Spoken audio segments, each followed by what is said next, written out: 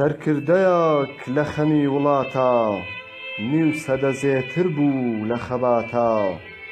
لە شار و شاخ ژینی لە مەینەتە، بۆ ئازادی دژیستەم وەستا ئەم زاتە. ساتێ کۆڵی نەدا لە شۆڕش و زەحمەتە.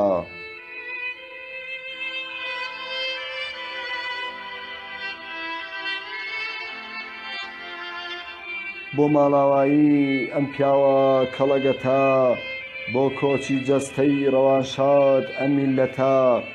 هەمووان کۆڕی ماتەمیان باز لە حەسرەتە، ئارامگای لە شاری قوربانی و هەڵمەتە. سەنگەری ڕیفۆرمە لە گردی زەرگەتە.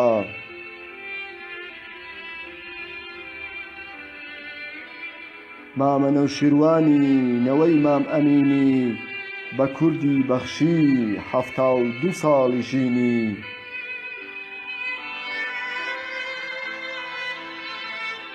ئەو نەمرە و پێشەوایە، ڕێبازەکەی لە برەودایە. لە لووتکەدا مۆمی گۆڕان، چەرخی بەختی کوردی سووران.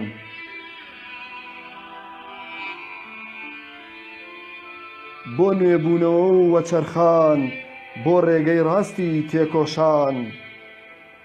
بۆ ڕاستی لەگەڵ خەڵکە لە هیچ شتێ چڵ ناکە.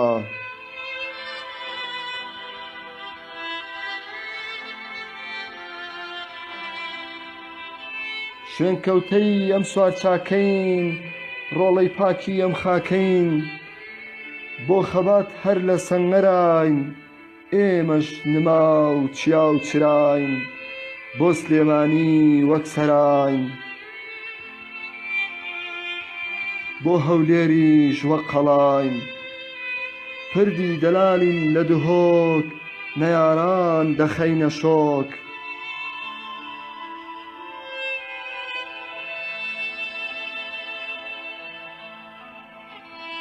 لە پشدەر و بیتوێنی ڕاپەڕینەوە، لە شارە زووری وەفا و بەڵێنەوە.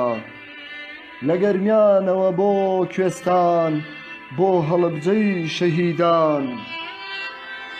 بۆ سەرتاپای کوردستان، پێشمەرگەین وا لە مەیدان. بۆ سەرتاپای کوردستان، پێشمەرگەین وا لە مەیدان.